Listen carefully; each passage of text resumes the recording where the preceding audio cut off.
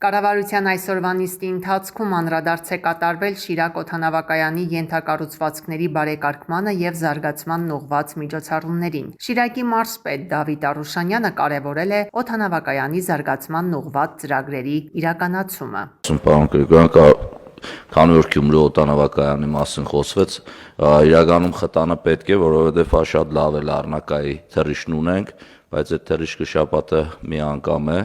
և կարիք կա ևս լրացուցիչ խտաներ օգտագործել Շիրակ օդանավակայանը ավելի զարգացնելու համար, մանավանդ որ հյուսիս-հարավն է արդեն ամբողջությամբ կառուցված է ու ճիշտ նշվեց, որ Երևանի հասնենք 9-րդ մասիվից ավելի ուշ ես հասնում օդանավակայան, քան Գյումրիից Զվարթնոց։ Շնորհակալություն։ Հիմա վիզերը Լառնակա է թռնում Գյումրիից, հա։ Այո, շաբաթը 2 թռիչքեր,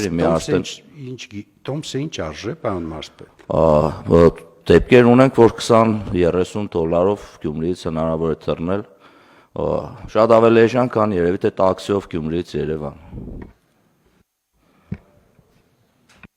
Ես իդեպ հենց 3 էի ստուգում տոմսերի արժեքները, $17.99 էր Գյումրիից, այս մոտակա շրջանում Լառնակա չվերթ իրականացնելու համար, սակայն նշեմ, այն որ նվազեցվել է, այս ձմեռային շրջանում է նվազեցվել այդ շաբաթական չվերթերի քանակը ելնելով ուղևորահոսքից, բայց ավիաընկերությունը, որքանով մեզ հայտնի է, ամառային, այսինքն ապրիլից սկսած ավելացնելու է շաբաթական չվերթերի